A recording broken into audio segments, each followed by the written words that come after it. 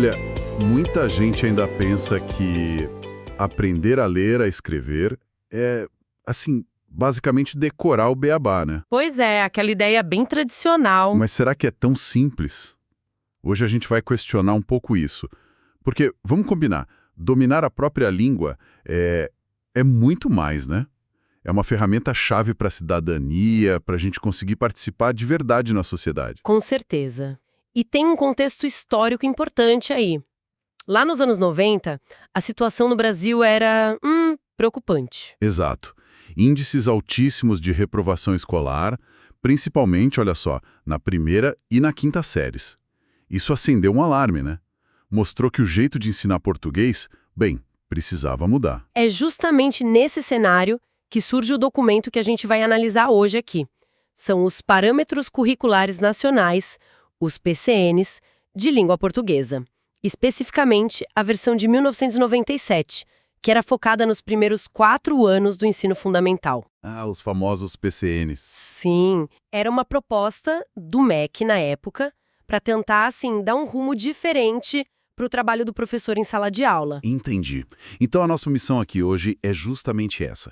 Entender que mudança era essa que eles propunham, o que esses PCNs tinham de diferente sobre ensinar e aprender a língua, como é que eles queriam, usando o português, formar cidadãos mais críticos, mais autônomos. Vamos mergulhar nessas ideias. Legal.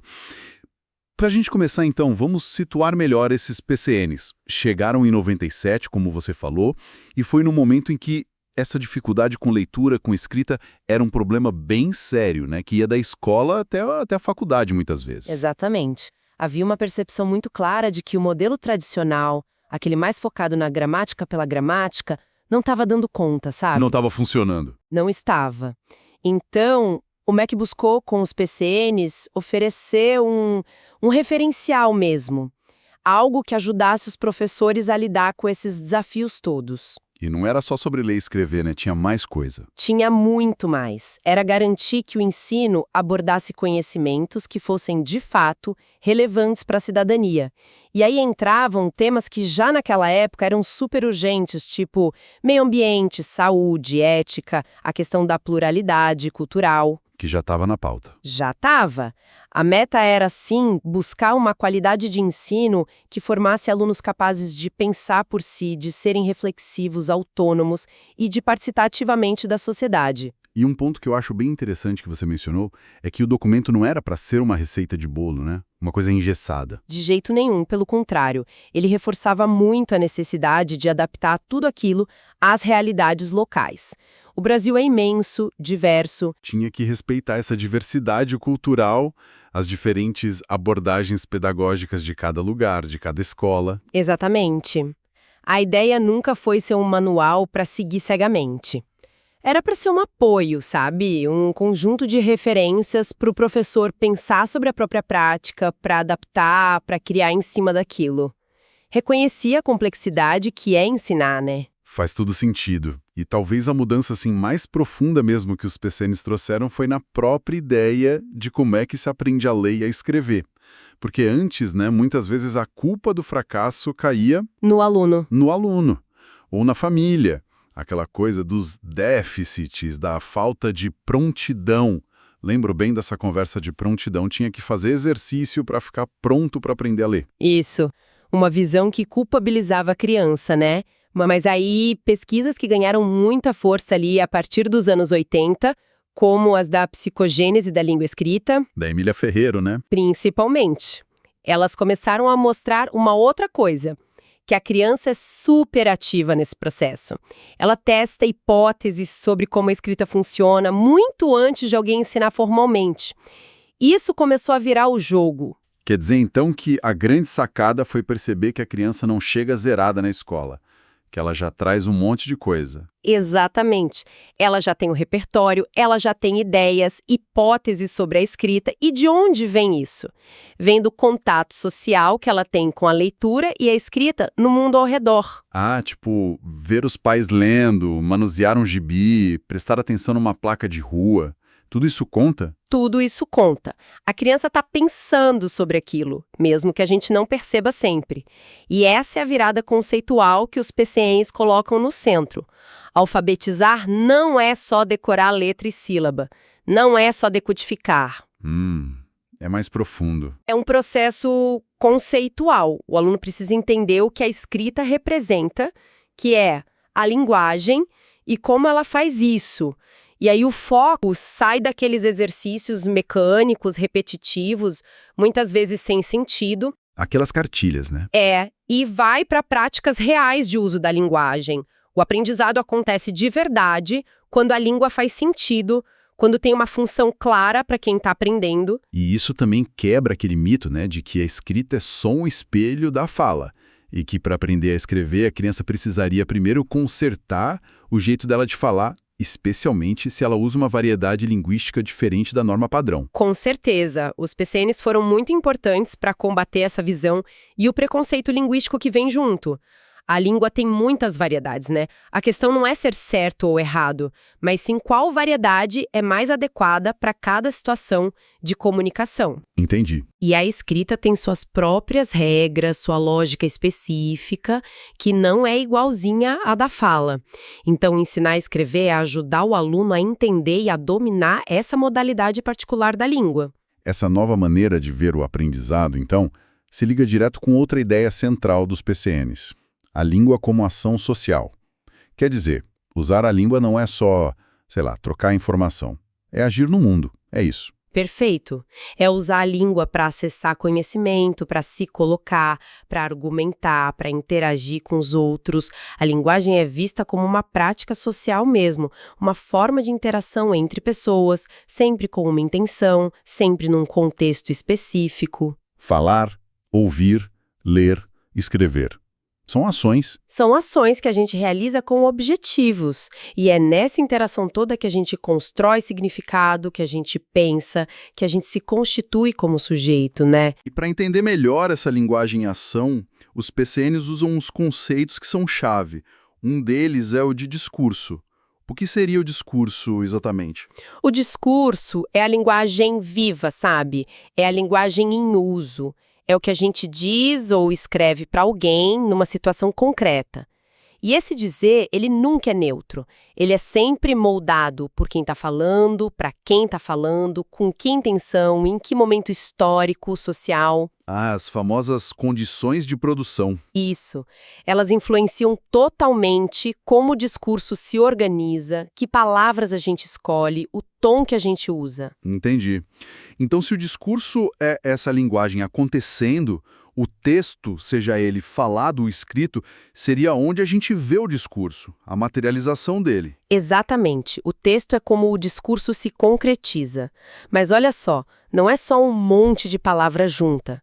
Para ser considerado um texto, ele precisa ter o que a gente chama de textualidade. Textualidade, o que é isso? Basicamente, ele precisa fazer sentido como um todo, isso é a coerência, e as partes dele precisam estar bem conectadinhas umas nas outras, isso é a coesão. Coerência e coesão. E a gente percebe que os textos seguem certos padrões, né? Uma receita é diferente de uma notícia, que é diferente de um conto de fadas. Os PCNs chamam isso de gêneros discursivos, certo? Isso mesmo. Os gêneros são essas formas mais ou menos estáveis de enunciados que a gente usa na sociedade. A gente reconhece um bilhete, um e-mail formal, um artigo de opinião. Pelas características deles. Sim, pelo conteúdo que costumam ter, pelo estilo da linguagem, pela estrutura. E eles são históricos, são sociais. Eles surgem e mudam conforme as nossas necessidades de comunicação mudam. E tudo isso está amarrado por uma outra ideia, a intertextualidade. Aquele conceito de que um texto nunca está sozinho, ele sempre conversa com outros textos, né? Fundamental. Nenhum texto nasce do nada. Todo texto é como um nó numa rede imensa de outros textos. Perceber essas conversas, essas conexões, é uma parte super importante da leitura crítica. E para produzir texto também, imagino. A gente sempre está respondendo a algo, concordando, discordando? Exatamente. A gente está sempre dialogando com o que já foi dito. Ok. Então, com essa base toda sobre linguagem, sobre como se aprende, como é que os PCNs sugerem que o ensino aconteça lá na sala de aula? tem um eixo principal, né? O tal do uso, reflexão, uso. O que isso quer dizer na prática? Olha, essa talvez seja a ideia mais potente para o dia a dia da escola. Significa que o ponto de partida é o uso real da língua. E o ponto de chegada também. Começa no uso e termina no uso. Isso. Você parte das práticas de linguagem que os alunos já têm, promove a reflexão sobre essa linguagem, como ela funciona, que recursos ela usa, que efeitos ela causa, e aí, com base nessa reflexão, você volta para o uso, mas agora de um jeito mais consciente, mais controlado, mais eficaz. Ah, então a gramática, a ortografia, tudo isso entra aí, mas a serviço de quê? A serviço de entender e usar melhor a língua. Não é mais aquele estudo da regra pela regra, isolado de tudo. E a unidade de trabalho para tudo isso é sempre o texto. Não a palavra solta, não a frase solta, o texto. A Deus decoreba de classificação gramatical sem contexto. A reflexão ajuda a melhorar a comunicação de verdade. E como é que isso se organiza nos conteúdos? Os PCNs dividem em blocos, né? Língua oral, língua escrita e análise e reflexão. Vamos dar uma olhada em cada um? O que seria ensinar língua oral? Então, o foco aqui não é ensinar a falar certo, aquela coisa prescritiva. É desenvolver a capacidade do aluno de usar a língua oral de um jeito adequado a diferentes situações, principalmente aquelas que exigem mais planejamento, mais formalidade. Tipo, apresentar um trabalho, debater uma ideia, fazer uma entrevista? Exato. E sempre respeitando as variedades linguísticas que os alunos trazem de casa. A ideia é trabalhar a adequação ao contexto, ao interlocutor, e não a correção baseada num único padrão. E olha, a escuta atenta, a escuta crítica, também é parte fundamental disso. Não é só falar. E como se ensina isso na prática? Propondo atividades que façam sentido, que sejam sistemáticas, de fala e escuta. Por exemplo, organizar um debate sobre um tema que a turma está estudando. Ou planejar e gravar entrevistas com pessoas da comunidade. Apresentar os resultados de uma pesquisa que eles fizeram. Nessas horas, a necessidade de organizar o pensamento, escolher as palavras, ouvir o colega, tudo isso aparece de verdade, né? Aparece de forma concreta, funcional, não é artificial. Beleza. Passando para a língua escrita. Aí tem leitura e produção de textos. Na prática de leitura, o que se busca? É só formar gente que decodifica a palavra? Não, muito mais. O objetivo é formar leitores competentes mesmo. Leitores que interagem com o texto, que constroem sentido ativamente. Isso significa usar estratégias, né? Estratégias? Como assim? Tipo, antecipar o que pode vir pela frente no texto, fazer inferências, ler nas entrelinhas, checar se suas hipóteses estavam certas, relacionar o que está lendo com o que já sabe, além, claro, da decodificação. E, fundamental, formar leitores que gostem de ler, que descubram o prazer da leitura, a necessidade dela para se informar, para aprender, para viajar sem sair do lugar. E o caminho para isso seria ler muito, imagino eu? Ler muito, ler de tudo e ler com objetivos claros. É preciso ter contato com muitos gêneros diferentes, textos literários, claro, mas também informativos, instrucionais. Em diferentes suportes também, né? Livro, jornal, gibi, até embalagem. Sim, tudo que é portador de texto no mundo real. E ler para coisas diferentes, ler para achar uma informação específica, ler para aprender sobre um assunto novo, ler para revisar o próprio texto que escreveu, ou ler por puro prazer estético. E o papel do professor aí é crucial. Essencial, como modelo de leitor, lendo junto, lendo para os alunos, especialmente para aqueles que ainda não conseguem ler sozinhos. Propor atividades como rodas de leitura, projetos de pesquisa que envolvam ler em várias fontes, discutir o que foi lido e, claro, garantir o acesso aos livros. Biblioteca na escola, biblioteca na sala de aula, isso é fundamental. E também aquela ideia de que não existe só uma interpretação certa para cada texto, né? Importantíssimo. A leitura é um diálogo, não uma decifração de código com resposta única.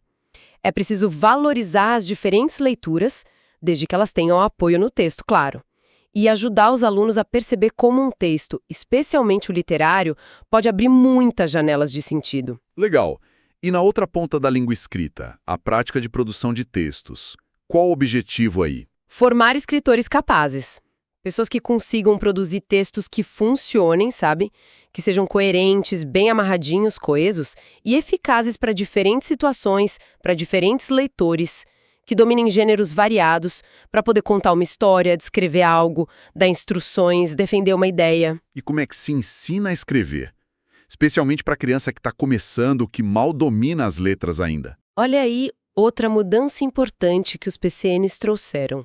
A produção de texto não precisa esperar a alfabetização completa. Ela começa antes. Como assim? A criança pode ditar as ideias dela para o professor ou para um colega que já escreve.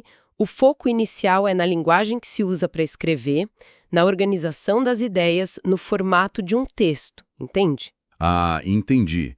O foco não é só na mãozinha que escreve, é na cabeça que pensa o texto. Exato. E sempre trabalhando com o texto inteiro, não com frases soltas.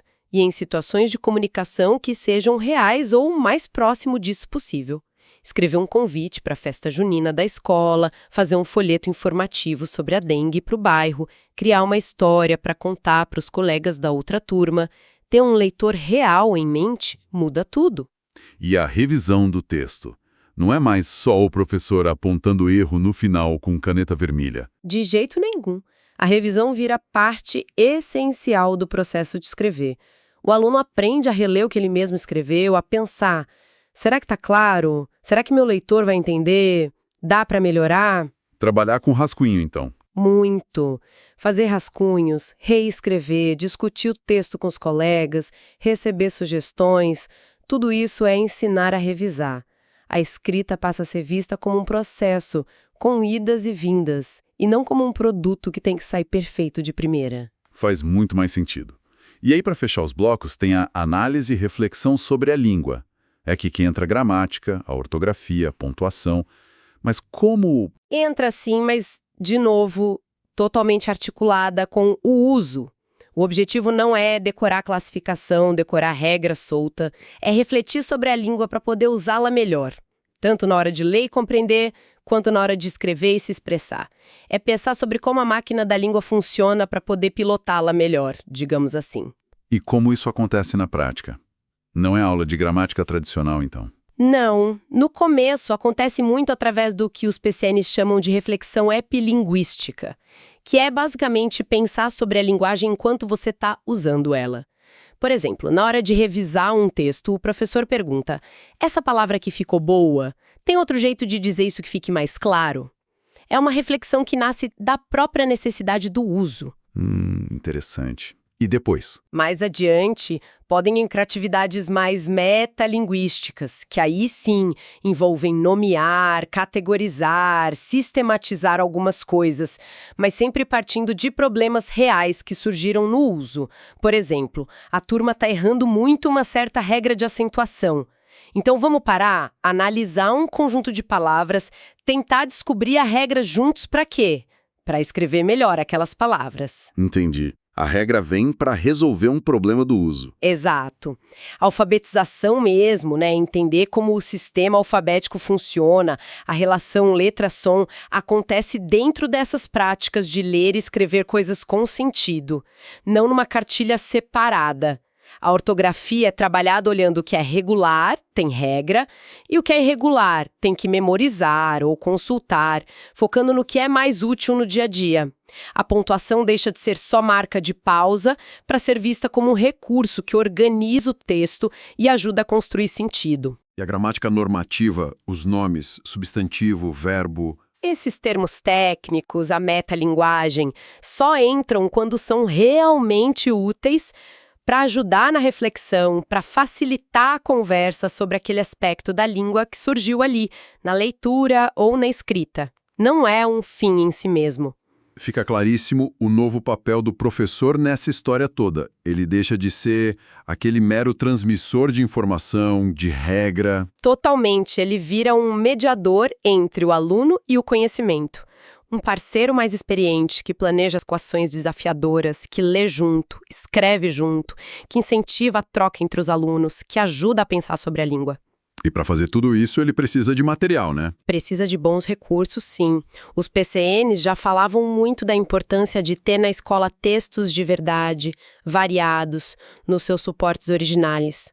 Acesso a livros, como a gente já disse, biblioteca escolar, biblioteca de sala e até recursos que hoje parecem básicos, mas na época eram novidade para muitos, como gravador e vídeo, para trabalhar a oralidade, para analisar a própria fala. E olha que interessante, já mencionavam o computador como ferramenta, em 97. Já apontavam o potencial ali, mesmo que o acesso ainda fosse muito restrito. Muito bom.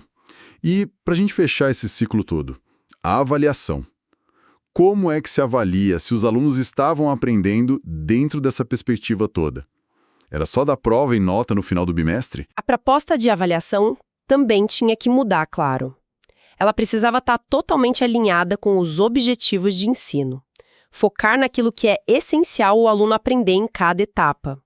E o principal, a avaliação tinha que olhar para o processo de aprendizagem, não só para o produto final. Como assim? Olhar para o processo. É tentar entender como o aluno está pensando, que estratégias ele está usando, onde estão as dificuldades dele, mas também onde estão os avanços.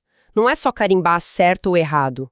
É usar a avaliação para replanejar o ensino, para ajudar o aluno a avançar. Você pode dar um exemplo de um critério de avaliação pensado dessa forma, talvez para o final do primeiro ciclo, ali nos 2 primeiros anos? Claro. Por exemplo, um critério poderia ser capaz de produzir textos escritos, mesmo que com a ajuda do professor ou de um colega, ou usando uma escrita ainda não convencional, mas demonstrando que tem uma intenção comunicativa e um mínimo de planejamento. Ah, bem diferente de só corrigir a ortografia. Totalmente. Outro exemplo para leitura. Ler com a ajuda do professor diferentes textos que circulam socialmente, como bilhetes, convites, pequenas histórias, e conseguir falar sobre o que entendeu. Percebe? O foco está no uso da língua em situações que fazem sentido, considerando o processo do aluno. O documento até alertava que esses critérios não eram uma lista de mínimos para ticar cruzinhas, mas sim referências para balizar o trabalho e a aprendizagem esperada. Entendi perfeitamente. Então, para a gente amarrar tudo, os PCNs de língua portuguesa de 97 vieram com uma proposta de mudança bem radical, né? Tirar o foco da gramática pela gramática, da norma pela norma e colocar no centro o quê? O uso significativo da linguagem em práticas sociais reais. E tudo isso com um objetivo maior. A formação do cidadão, um cidadão mais participativo, mais crítico, mais autônomo. O aluno é visto como alguém ativo nesse processo. O texto é a unidade principal de trabalho. A diversidade de textos é super importante. E a reflexão sobre a língua não é decoreba, ela serve para melhorar o uso. Exatamente. É uma visão de linguagem como ação, como discurso, e busca desenvolver as 4 habilidades: ler, escrever, falar, ouvir, de forma integrada com sentido para o aluno. Pelo menos deveriam continuar super atuais, não acha? Essa necessidade de ensinar a usar a língua de forma crítica, reflexiva, para poder participar da sociedade. Com certeza absoluta. Muitos desafios que os PCNs apontavam lá atrás continuam aí, talvez até maiores. A capacidade de ler criticamente um volume imenso de informação, de argumentar de forma consistente, de navegar pela diversidade de textos e discursos que circulam hoje, nossa, é ainda mais crucial. A base conceitual dos PCN sobre linguagem como prática social continua muito, muito forte. E isso me deixa aqui com uma pulga atrás da orelha. Esse documento é de 1997, era um mundo, vamos dizer, pré-boom da internet, pré-redes sociais como a gente conhece, pré-inteligência artificial generativa que está aí agora. Um outro mundo, né? Totalmente outro. E aí eu fico pensando, como será que aqueles princípios todos, linguagem como prática social, importância da diversidade de gêneros, formar o leitor e o produtor crítico, como que eles se aplicam ou como eles precisam ser, talvez, reinventados nesse cenário digital maluco que a gente vive hoje? Nossa, essa é a pergunta de $1 milhão, né? porque os gêneros se multiplicaram exponencialmente. É post, é meme, é vídeo curto, é podcast como o nosso. A interação é instantânea, é multimodal, mistura imagem, som, texto. É uma loucura. É.